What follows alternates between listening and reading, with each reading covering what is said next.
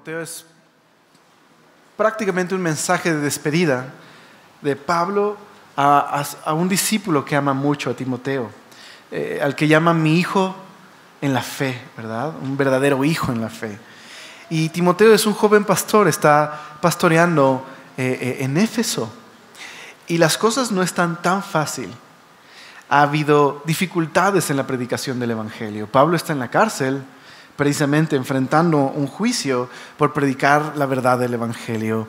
Y iglesias que han sido plantadas por los apóstoles, otras que han surgido por el mensaje del Evangelio, pues algunas han apostatado, otras están por apostatar. Hay dificultades en las iglesias. Y Timoteo, este pastor joven, es muy tímido.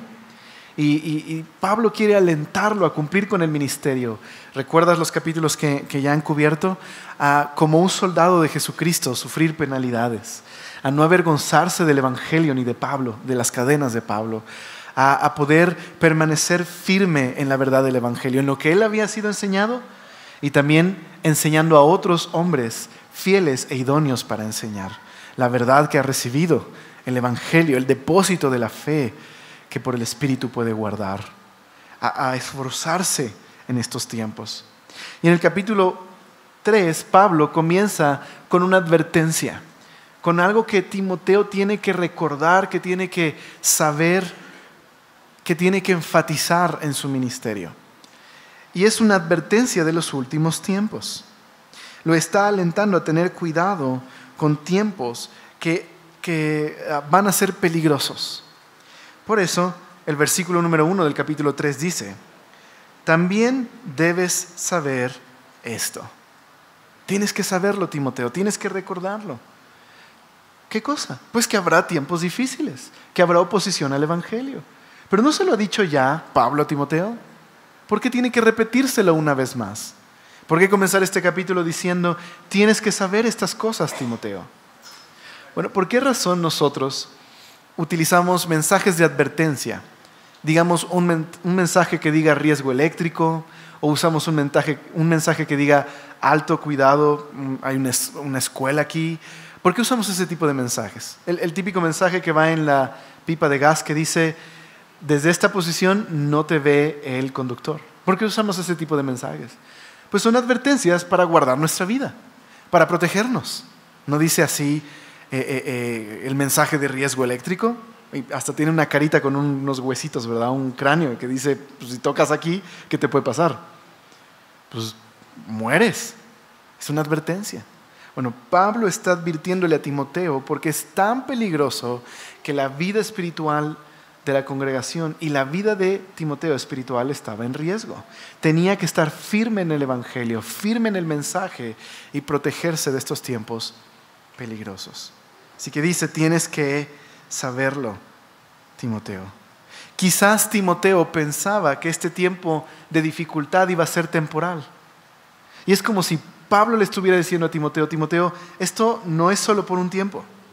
Este tiempo peligroso es un tiempo que va a marcar toda la historia de la iglesia. Es una apostasía universal. Bueno, la apostasía significa abandonar la fe, dejar la fe. Y algunos hombres iban a apostatar de la fe en los últimos tiempos. Así que le advierte: necesitas estar firme. Porque es importante para nosotros. Lo veremos en un momento más. Bueno, le dice Pablo a Timoteo: tienes que saber esto. ¿Qué cosa, Pablo? Que en los postreros días. ¿Qué son los postreros días? Bueno, primera cosa, sí, claro, los últimos tiempos. Y definitivamente no serán los últimos tiempos donde habrá chefs sirviendo postres, ¿verdad? No se refiere a los postreros días de esa forma. ¿A qué se referirá entonces? Bueno, a veces tenemos la idea de los últimos tiempos como un evento que sucederá en el futuro. Pero la perspectiva bíblica de los postreros tiempos no es esa, claro. Incluye un evento futuro. Pero los postreros tiempos, más que ser una fecha, son la característica de una época. ¿Cómo sabemos eso? Pues acompáñame a dos pasajes que creo que lo van a dejar muy claro. Hechos capítulo 2. En Hechos capítulo 2, los creyentes están esperando lo que Jesús prometió, el Espíritu Santo, que iba a derramar Dios en su iglesia, capacitándoles para ser testigos. Y este día, el día de Pentecostés, una de las fiestas donde se celebra el que Dios dio la ley a través de Moisés al pueblo, Dios da el Espíritu por Jesucristo, el dador de la gracia. Así que todos están hablando en nuevos idiomas, adorando a Dios, y los judíos que son extranjeros, que vienen a Jerusalén precisamente a celebrar el Pentecostés, escuchan que hay creyentes hablando en su idioma las alabanzas de Dios. Y entonces dicen, pues estos están borrachos. Y Pedro se levanta para predicar y decirles, miren, ¿qué hora es? Son las 9 de la mañana, no pueden estar borrachos. Esto que ustedes están viendo y escuchando es lo que el profeta Joel profetizó. Mira lo que dice el verso 16. Mas esto es lo dicho por el profeta Joel. En los, ¿qué dice ahí? Postreros días, dice Dios, derramaré mi espíritu. Claro que este pasaje, esta profecía tiene un alcance en el futuro, pero Pedro está aplicándola en ese momento. Lo que ustedes están viendo es lo que Joel dijo sobre los postreros tiempos. ¿Qué quiere decir? Que en ese momento, ¿qué era? Los postreros tiempos. En Hebreos capítulo 1,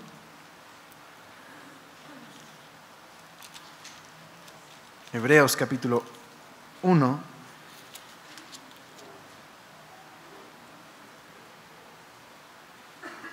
dice, Dios, habiendo hablado muchas veces y de muchas maneras, en otro tiempo, a los padres por los profetas. El escritor de Hebreos dice, escribiendo esta congregación, este sermón de Hebreos, Dios nos habló en el pasado, a través de la ley, a través de los profetas. Pero mira lo que dice el verso 2. En estos postreros días nos ha hablado por el Hijo. ¿Dónde está colocando el escritor de Hebreos los postreros días? ¿Hasta el futuro o en el presente? En el presente. Entonces, ¿cuál es la concepción bíblica de los postreros días? Bueno, verás, los judíos dividían la historia en dos eras, 2 siglos le llamaban. El siglo actual, que eso sería desde Adán hasta que venga el Mesías. Y cuando viniera el Mesías, los judíos verían otra etapa llamada el siglo venidero. Pero algo ocurrió que cambió la concepción que tenían los apóstoles de los tiempos venideros. Es que ellos entendieron que cuando Jesús vino a este mundo y comenzó a predicar, diciendo, el reino de los cielos está cerca, arrepiéntanse, entendieron, los últimos tiempos ya nos alcanzaron, están aquí. Pero lo que los judíos creían es que en el último tiempo vendría el Mesías e instauraría el reino. Aquí está el problema. Está Jesús, está el reino de Dios, pero Israel no está establecido como reino. Entonces, ¿qué pasó? Eso es lo que los teólogos llaman el reino de Dios está aquí, pero todavía no. Y eso significa en los postreros días. Es la característica de una época. Es algo que comenzó con Jesús y se ha movido a través de los siglos hasta que Jesús regrese. Ese es el postrer tiempo. Desde Jesús en su primera venida hasta Jesús en su segunda venida. Todo ese periodo son los postreros tiempos. Así que no tendría ningún sentido que Pablo le dijera a Timoteo, oye Timoteo, ten cuidado de los postreros tiempos que vienen hasta el futuro, pero ten cuidado el día de hoy. No tendría ningún sentido. Timoteo le dice, cuídate el día de hoy porque los postreros días están aquí. Una nota especial. Los postreros días comenzaron con Jesús, pero han ido avanzando y aumentando conforme pasa el tiempo hasta que nos alcance el regreso de Jesús. Así que veremos que las características que ya comenzaron en esta época se han ido acelerando hasta nuestros días. Bueno, ten cuidado, le dice Pablo, mira, tienes que saber esto, regresando a Timoteo. Tienes que saber esto, Timoteo. Dice, debes saber que en los postreros días vendrán tiempos peligrosos. Se va aclarando más, ¿verdad? Timoteo, tienes que tener cuidado, porque estamos en los últimos tiempos y los últimos tiempos son peligrosos. Bueno, la palabra peligro aquí se puede traducir como duro de encarar, duro de enfrentar, violento, peligroso, amenazante. Los griegos lo usaban para describir una bestia salvaje, pero también lo usaban para describir un mar bravo. ¿Qué significa entonces tiempos peligrosos? Pablo le dice a Timoteo, Timoteo, estamos en los últimos tiempos y habrá olas amenazantes, peligrosas contra la iglesia, que amenazarán con oponerse a la verdad. Y tú tienes que estar preparado, porque esa es la característica principal de estos últimos tiempos. Son peligrosos. Una buena pregunta que le podríamos hacer a Pablo, si estuviera aquí predicando, y pudiéramos hacerle una pregunta: oye, Pablo, pero ¿y por qué son peligrosos? ¿Van a llover meteoritos? ¿Va a haber un terremoto? ¿Qué hace peligroso a estos tiempos? Y Pablo diría: no es peligroso por las circunstancias, es peligroso por la característica de los hombres en ese periodo. ¿Qué hace peligroso estos tiempos? Mira lo que dice el verso 2. Porque habrá hombres amadores de sí mismos. Esto es lo que hace peligroso a estos tiempos. Antes de continuar en el pasaje del día de hoy, lo que vamos a estudiar es que estamos encarando tiempos difíciles. Pablo nos dice primero, estamos viviendo en los últimos días. Número 2, estos últimos días se inauguraron con la venida de Cristo. Y número 3, estos días han ido avanzando conforme al curso del tiempo. Aparte, número 4, estos tiempos son peligrosos y son difíciles. Número 5, necesitamos comprenderlos bien, porque la característica principal de estos tiempos son hombres perversos. Veamos entonces la lista que aparece aquí. Porque habrá hombres amadores de sí mismos, avaros, vanagloriosos, soberbios, blasfemos, desobedientes a los padres, ingratos, impíos, sin afecto natural, implacables, calumniadores, intemperantes, crueles, aborrecedores de lo bueno, traidores, impetuosos, infatuos, amadores de los deleites, más que de Dios. Es una lista muy descriptiva, ¿verdad? Estos hombres hacen peligrosos a estos últimos tiempos. Lo primero que hace Pablo es describir su conducta moral. ¿Y podríamos encontrar algún eje que coloque cada una de estas características de estos hombres? Yo creo que sí. Hay 3 cosas que son la característica principal de estos hombres peligrosos. Número 1, se aman exageradamente a sí mismos. Número 2, aman el dinero, dice que son avaros. Y número 3, aman más el placer, los deleites, que a Dios. Esas 3 características, amor exagerado por ellos, por su ego, el amor por el dinero y el amor por el placer, es lo que ha llevado a estos hombres a hacer todo lo demás. Desobedientes, traidores, calumniadores. Esa es la característica principal de estos hombres. Vamos a tratar de poner en 3 categorías estas características, pensando en esto. Estos hombres se aman a sí mismos, aman el dinero y dijimos, aman el deleite más que a Dios. Parece ser que en la primera categoría, Pablo escribe características que tienen que ver con la persona. Porque dice ahí, dice el verso 2, amadores de sí mismos, ¿y qué le sigue? Los avaros, ¿y qué le sigue? Vanagloriosos, ¿y qué le sigue? Soberbios, ¿y qué más? Blasfemos. Parece que estas características describen a una persona muy egoísta, ¿verdad? Claro, alguien que se ama a sí mismo, ¿cómo es? Pues es un fanfarrón, y es un orgulloso, y es un blasfemo, porque se ama tanto a sí mismo y tiene un concepto tan exagerado de sí mismo que ve con desdén y habla con desdén de los demás. Porque es así, porque está inflado, hinchado de orgullo. También es un hombre egoísta y avaro, solo piensa en él mismo. La característica principal de los hombres en la época de Pablo era así, se amaban a sí mismos. Pero yo les dije, conforme ha pasado el tiempo, se han acelerado los últimos tiempos. ¿Qué quiere decir? Que el día de hoy encontramos todavía más hombres así, amadores de sí mismos. La característica principal de nuestra cultura son hombres amadores de sí mismos. ¿Y eso qué produce? Pues la siguiente categoría. Pablo se mueve de describir a la persona para describir la vida familiar de esa persona. Y por eso dice el verso 2, al final, desobedientes a los padres, ingratos. Dice que también son impíos y sin afecto natural. Así que aquel que se ama demasiado a sí mismo, que es tan orgulloso, la siguiente característica que lo acompaña es rebelión. Se ama tanto a sí mismo y está tan orgulloso de él que es rebelde. No se puede sujetar a nadie ni a nada. Ahora, claro, quizás Pablo tiene en mente a los hijos aquí.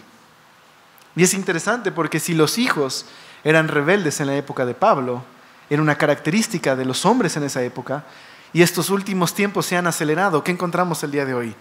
Precisamente esto. Si algo marca nuestra sociedad es falta de respeto a la autoridad.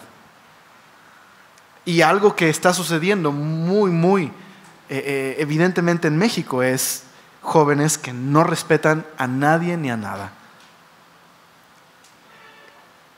Egoísmo, orgullo.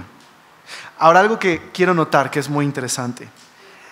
Pablo utiliza un prefijo para cada una de estas palabras en el griego, que es el prefijo a, que es muy interesante porque es la negación completa.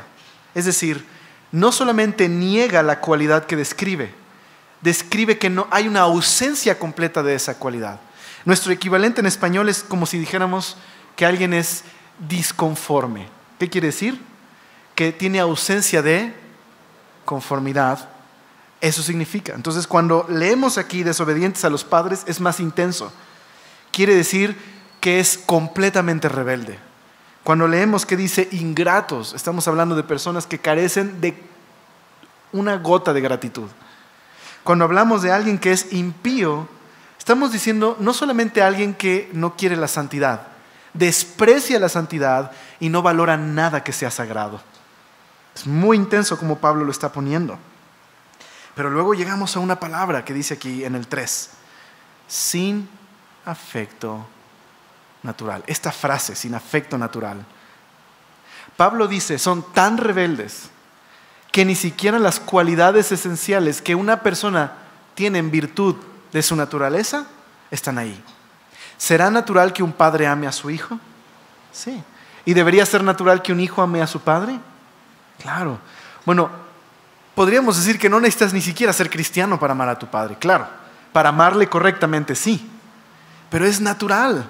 Así nos hizo el Señor. Bueno, estos hombres son tan rebeldes que ni siquiera esas características esenciales están en ellos. Parecería que estamos leyendo un periódico del día de hoy. Encontramos hijos así, sin afecto natural por sus papás. Encontramos padres también así, que el sentimiento más básico en la vida, amor a su familia, está ausente. Y son capaces de dañar hasta su propia familia. Vivimos en una cultura que exalta el amor propio, que exalta el egoísmo. Nadie tiene por qué escoger por ti. Eso es lo que te hace libre, como en el existencialismo. Tú escoge. Nadie tiene por qué decirte quién eres. Tú decides qué eres. Y como no hay Dios, no hay ningún modelo para qué debes de ser. Eres libre para elegir. Y no puedes elegir mal. Solo elige. Aunque luego este mismo filósofo que propuso esta versión del existencialismo tuvo sus conflictos, porque luego decía que hay la posibilidad de hacer algo malo, que sería no elegir. Así que es mejor elegir que no elegir, y por tanto en su sistema sí hay algo malo y algo bueno y se cae en pedazos. Pero De eso se trata nuestra cultura el día de hoy. Tú escoge. Lo vemos hasta en las películas, ¿no? Si viste Zootopia, te das cuenta que de eso tratan hasta las películas de niños. ¿Quién dice lo que tú tienes que hacer o quién determina lo que tú eres? Tú elige, tú sé. Exaltación del yo. ¿Y qué ha producido esa exaltación del yo a lo largo de la historia? Esto. Verás, un hijo que es incapaz de respetar la relación más íntima que tiene, más cercana que tiene, que es respeto a sus papás, es capaz de hacer cualquier cosa. Quizás no lo hace.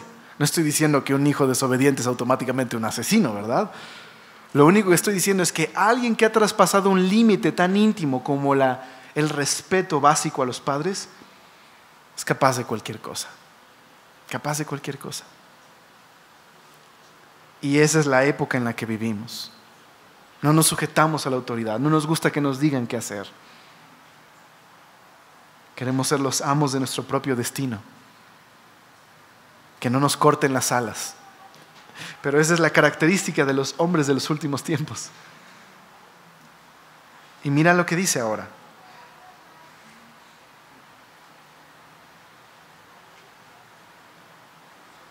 Va más allá de la relación familiar y las siguientes características.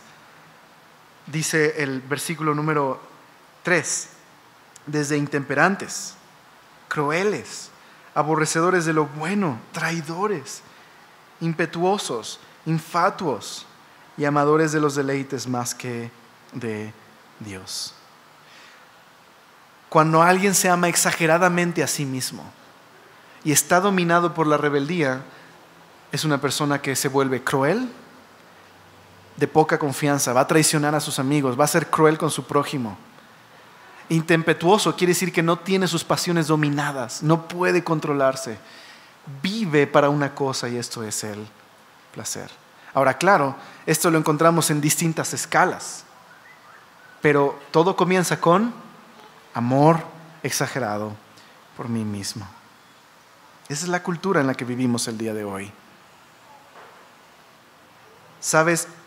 La sociedad ideal debe contener padres que amen a sus hijos e hijos que sean caracterizados por lo contrario. Obediencia a sus padres, gratitud, afecto. Pero Pablo advierte, en los tiempos finales no será así. ¿Y era verdad en la época de Pablo? Padres abandonando a sus hijos a las puertas de sus casas porque no eran deseados. Y lo hemos visto en aumento hasta el día de hoy. No necesito traer ejemplos, todo lo conocemos, esos casos de crueldad, esos casos que decimos, ¿cómo puede llegar al hombre a ser tan cruel? Bueno, la Biblia nos da una explicación de por qué los hombres son así. Y la explicación es muy evidente. Dios nos creó para tener una relación con Dios, para amarlo primero a Él. Pero en el momento en el que el hombre abandona a Dios y abandona su amor a Dios, en ese momento el hombre muere espiritualmente, su corazón se aleja de Dios y se vuelve cruel. Eso explica la crueldad en el mundo. Lo vemos ya desde los primeros hijos de nuestros padres, Adán y Eva. Caín matando a su hermano.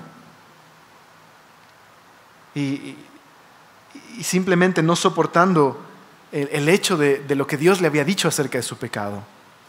Luego vemos a un descendiente de Caín, Lamec, incluso hacer una canción para burlarse de que si había recibido un juicio Caín, pues él debería recibir el doble del juicio porque ha matado a más hombres.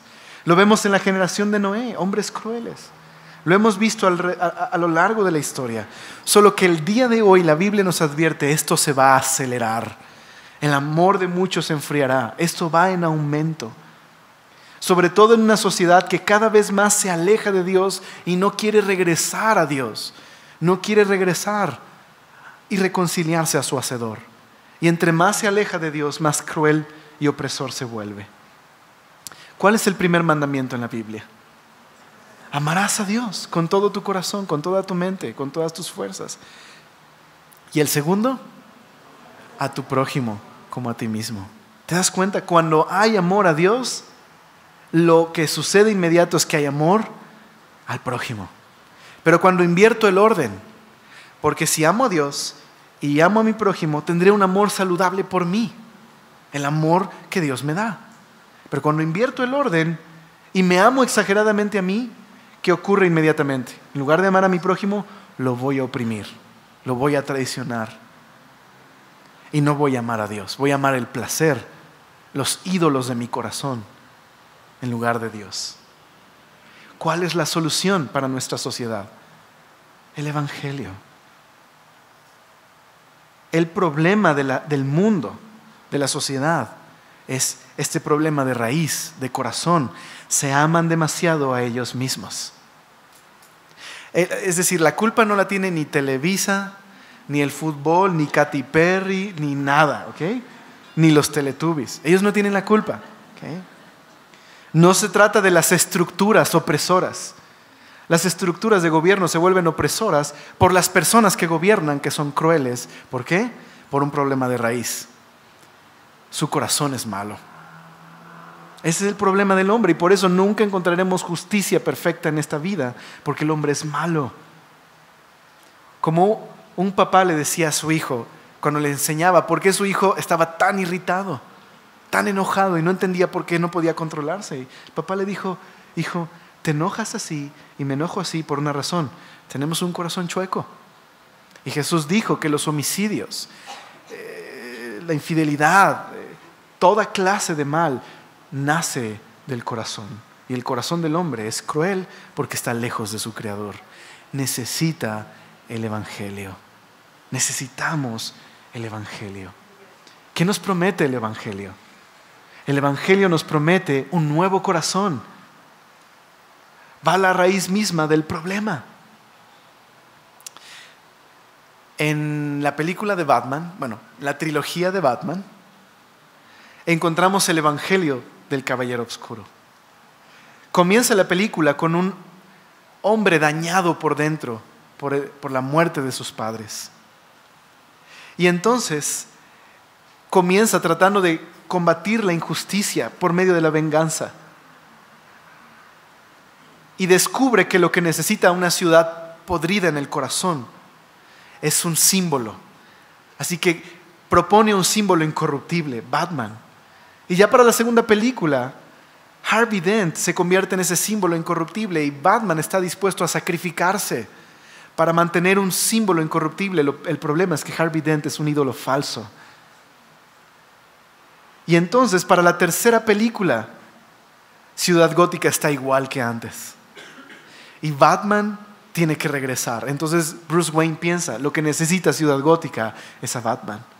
Pero es traicionado, abandonado y cae en un pozo de desesperación. Es en ese lugar donde recuerda lo que su padre le dice: Bruce, ¿por qué nos caemos? Para levantarnos otra vez. Y entonces cambia su perspectiva y dice: lo que necesita mi ciudad no es a Batman. Cualquiera puede ser Batman. Solamente aquellos que entienden de dónde han caído y se levantan pueden ayudar a otros que han caído a levantarse. Ese es el evangelio de Dark Knight, pero este es su problema. Está incompleto. ¿Por qué? Al final, Ciudad Gótica se salva, hay un monumento a Batman, pero si sigues los cómics te das cuenta de algo. Ciudad Gótica caerá de nuevo, porque el problema de Ciudad Gótica está por dentro, está podrida en su corazón. Es cruel porque es cruel desde adentro. El evangelio de Jesús es muy diferente al mensaje de Dark Knight. El mensaje de Jesús es que Dios mismo dejó su trono en el cielo y vino a esta tierra y entregó su vida por hombres malos, asumiendo el costo de su pecado, recibiendo el castigo que habrían de merecer y resucitando de los muertos, venciendo al pecado, a la muerte y al infierno. Y Él puede conceder perdón de pecados y cambiar al hombre de adentro, su corazón, de ser un hombre cruel a ser un hombre que ama a Dios, de ser un hombre que explota al prójimo a ser un hombre que está dispuesto a entregar su vida por el otro. Amar a Dios nos lleva a amar a los demás como Dios los ama y amarnos a nosotros correctamente. Ese es el mensaje del evangelio. Pero aquí hay una característica muy interesante de estos hombres. Dice el verso 5, que tendrán apariencia de piedad, pero negarán la eficacia de ella. Estos hombres crueles, traidores, desobedientes, dominados por la rebelión, tienen una característica más: son ultra religiosos. Ultra religiosos. Estos hombres son la descripción de un hombre que por fuera parece moralmente intachable, pero su conducta demuestra que son todo lo contrario. Aquí hay una lección importante. Cuando Pablo está describiendo la característica de los últimos tiempos, que son hombres peligrosos, que hacen que estos tiempos sean peligrosos, ¿qué nos está enseñando? Que la descripción del mundo de allá afuera, de este mundo sin Dios, se ha infiltrado en la iglesia. Pablo está advirtiendo a Timoteo no solo de hombres fuera de la iglesia. Pablo está advirtiendo a Timoteo de falsos maestros que viven como el mundo dentro de la iglesia. Y eso es lo que hace que estos tiempos sean peligrosos para la iglesia. A través de la historia hemos visto hombres así, avaros, crueles, orgullosos, que buscan engañar a los demás. Están en la iglesia. Pablo nos lo dice y nos lo advierte. Y tienen apariencia de piedad, pero su conducta niega esa piedad que predican. Una versión sencilla, la Dios habla hoy, dice: aparentarán ser muy religiosos, pero con sus hechos negarán el verdadero poder de la religión. La traducción del lenguaje actual dice: dirán que aman y respetan a Dios, pero su conducta demostrará lo contrario. Mantendrán una fachada religiosa, pero su conducta negará su validez. Jesús criticó esta clase de hombres ultrarreligiosos. Se llaman fariseos. En la época de Jesús, los fariseos eran hombres que eran por fuera tan religiosos, cómo diezmaban, cómo oraban, cómo ayunaban, que la gente de la época decía: si alguien se va a ir al cielo con todo y zapatos, es un fariseo. Y Jesús a esos líderes religiosos de la nación les dijo: hipócritas, ustedes se cuidan de limpiar la parte exterior de la taza y del plato, pero ustedes mismos están sucios por dentro, llenos de avaricia, y se permiten todo tipo de excesos. Amadores de los deleites, ¿verdad? Más que de Dios. Amadores del dinero, amadores de ellos mismos. En otra ocasión Jesús les dijo a los fariseos y a los intérpretes de la ley, los eruditos, los que estudiaban la ley: ustedes son una tumba blanqueada por fuera, pero llena de huesos muertos por dentro. Qué fuerte advertencia nos hace el Señor aquí. Hombres que solo se aman a sí mismos, que aman el dinero y aman el deleite, infiltrados en la iglesia, buscando agarrar a cualquier persona que escuche para arrastrarlas en su error, sirviéndose de las personas, no sirviendo a Dios. Pablo les llama en otro pasaje enemigos de la cruz de Cristo. ¿Qué tenemos que hacer con estos hombres? Pues mira lo que dice el verso 5. A estos evita. Y no dice evita Perón, ¿verdad? Sino evita ¿de qué? Pues de evitar, de no estar en relación con ellos. Y creo que se aplica a hombres de afuera y a hombres dentro de la iglesia. Claro, Jesús era amigo de pecadores. Y creo que necesitamos tener relaciones en las que aprendamos a predicar el evangelio a la gente de afuera. Pero si mis amigos me están arrastrando al pecado, ¿qué tengo que hacer? Pues no tener comunión en esa manera. Pero creo que Pablo es más enfático acerca de los hombres que están dentro de la iglesia. Ay, Alex, pero ¿no es mucha falta de amor? Pues si Jesús dice que necesitamos amar a todos. Pero ¿sabes qué? No estamos hablando de gente que no conoce al Señor, que viene a la iglesia y está buscando el evangelio. Estamos hablando de gente engañadora, gente que aparenta ser piadosa, arrastra a otros al error, es cruel y engaña. A estos evita. En otro pasaje la Biblia dice: con los tales ni siquiera comas. Así que la Biblia es muy clara al respecto. Entonces, número 1, ¿qué hay que hacer con estos hombres? Evítalos. Y número 2, ten cuidado de no ser uno de estos hombres. Un pastor dijo, si tu religión no ha cambiado tu vida, tampoco ha salvado tu alma. ¿Qué constituye la verdadera religión? La verdadera religión es una devoción exterior que nace de un corazón genuino y sincero. Es una vida transformada por dentro que cambia mi vida por fuera. Pero hay muchos que, advierte Pablo, cantan todas las alabanzas de la iglesia, asisten a todas las reuniones, dicen amén a todas las oraciones, ponen su dinero en la ofrenda y por fuera cumplen con los requisitos, pero son crueles con su familia en casa, son crueles con sus hijos, con sus esposas, viven para el placer, son hedonistas en ese sentido, no viven para deleitarse en Dios, viven para deleitarse ellos.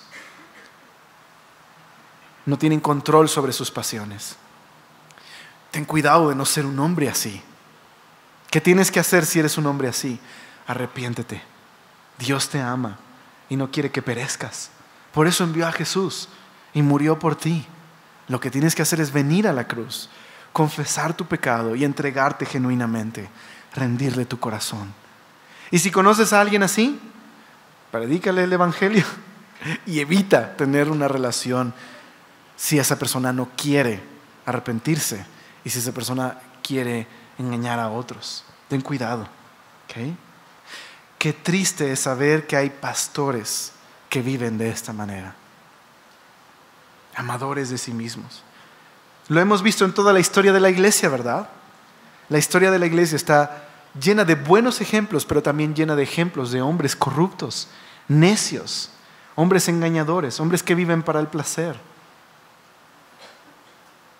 Creo que eso ha sido uno de los puntos tristes de la historia de la iglesia. Y muchos han colocado el dedo en esa llaga. Uy, mira lo que hicieron los cristianos en tal lugar, o mira lo que hizo tal hombre. Y solo quiero hacer un comentario. ¿Sabes? La Biblia no promueve ese estilo de vida. El mensaje del Señor Jesús no está de acuerdo con el mensaje de algunos hombres que predican con su conducta otra cosa. Y a veces pensamos, ok, hay tantos hipócritas que entonces el mensaje es falso. Pero a diferencia de otras visiones del mundo, de otras ideologías, hay otras formas de pensar que no tienen una base para una vida moral. La fe cristiana sí. La fe cristiana tiene la siguiente base: un Dios infinito, personal, bueno, que nos ha creado a su imagen y semejanza y nos ha creado para darle gloria. Pero ¿sabes qué? Si un cristiano no vive de acuerdo al mensaje, eso no invalida el mensaje. De hecho, la Biblia misma nos dice por qué hay hombres que no viven de acuerdo al mensaje. Lo estamos leyendo. La Biblia anticipa que hay hombres que son crueles porque su corazón no ha cambiado, no ha nacido de nuevo y no han creído en el evangelio. San Pablo anticipa hipócritas dentro de la iglesia. Jesús nos lo dijo también. En una ocasión le dijo a sus discípulos, con una parábola de un campo y un hombre que sembraba trigo y un enemigo que sembraba cizaña en la noche. Y cuando los obreros llegaron con el amo del campo para decirle, oye, hay cizaña junto con el trigo, ¿lo quitamos? Le dijo el amo a los trabajadores, no lo quiten, porque quizás vas a arrancar trigo con la cizaña. ¿Qué significa la parábola? La iglesia es el campo de Dios y Dios ha plantado trigo, creyentes, pero Satanás también planta cizaña en la iglesia, hombres falsos que engañan a otros, como lo veremos en un momento más, sus estrategias. ¿Qué tenemos que hacer? ¿Tratar de arrancarlos? No, porque a veces son difíciles de ver. Tenemos que evitarlos, tenemos que permanecer en la palabra, pero llegará un día donde la Biblia dice, en los tiempos finales, Dios dividirá al trigo de la cizaña y cada uno recibirá su recompensa. Entonces Dios conoce los corazones y nuestra labor no es andar cazando falsos maestros. Aunque la Biblia sí nos dice que tengamos discernimiento para advertir de quiénes son. Nuestra labor es mantenernos en el Evangelio, predicar el Evangelio y tener cuidado de esta realidad. Y Dios en su momento expondrá a los falsos maestros y tendrán su recompensa. Mira ahora cómo dice el verso 6, que estos hombres tienen una estrategia muy sutil. Dice ahí, porque de estos son los que se meten en las casas y llevan cautivas a las mujercillas cargadas de pecados, arrastradas por diversas concupiscencias. Estas siempre están aprendiendo y nunca pueden llegar al conocimiento de la verdad.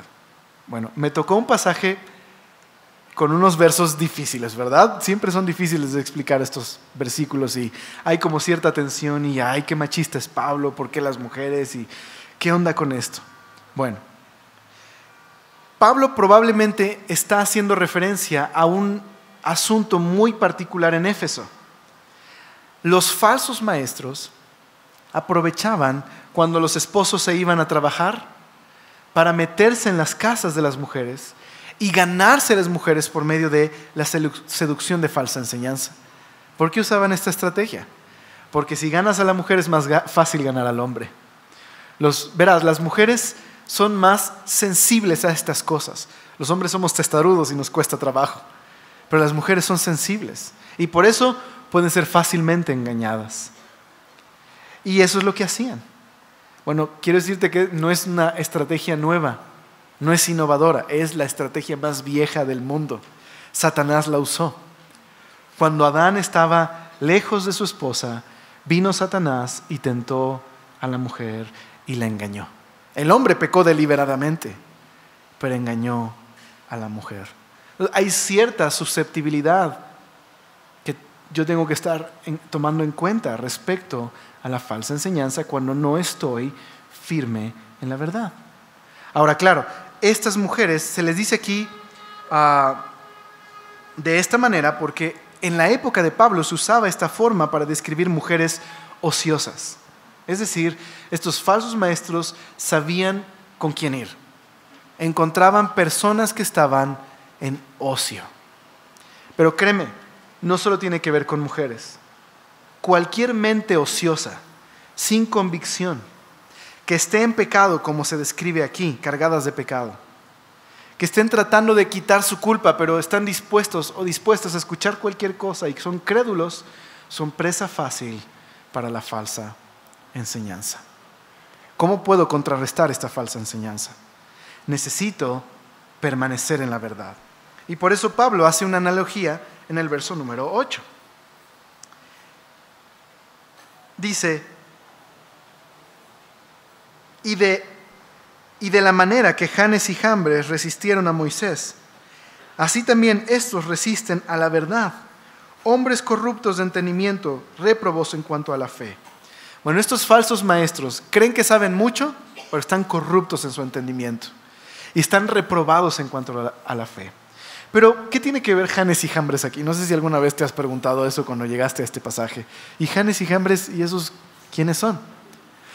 Bueno, lo que está haciendo Pablo es hacer un paralelo histórico, ¿verdad?, entre Moisés y Faraón y lo que está ocurriendo actualmente. Y es un paralelo que a simple vista no parece muy profundo, pero créeme, ahorita que lo diga, es sumamente profundo. La tradición judía nos dice que cuando llegó Moisés con Faraón y empezó a hacer milagros, había unos magos ahí. La tradición judía nos dice que dos de ellos se llaman Janes y Jambres. Bueno, eso dice la tradición judía. Y ellos trataban de hacer los mismos milagros que Moisés y tratando de engañar a las personas y a Faraón. Bueno, ¿qué quiere decir esto? Que así como Janes y Jambres se opusieron a Moisés, estos falsos maestros se oponen a la verdad. Pero aquí es lo que te digo que es muy profundo. En este paralelo, ¿con quién se está comparando Pablo? Con Moisés. Y eso son grandes palabras. ¿Por qué? Moisés es la persona más importante en todo el Antiguo Testamento. Por dos razones. Una, vio cara a cara a Dios. Y dos, Es decir, hablaba cara a cara con Dios. Bueno, entendemos que le daba la espalda y todo eso que puedes checar ahí. Pero hablaba como quien habla cara a cara. Pero número 2, Dios le entregó una revelación autoritativa y final, la ley. Moisés hablaba al pueblo como Dios hablando por Moisés. ¿Qué está diciendo Pablo entonces? Así como Dios habló de forma final y autoritativa a través de Moisés, el evangelio que yo predico, Timoteo, es la verdad misma de Dios, viene de la boca misma de Dios y es un mensaje autoritativo y final. Eso es lo grueso de esta analogía, que Pablo está diciendo que lo que dice es la autoridad final, la palabra de Dios.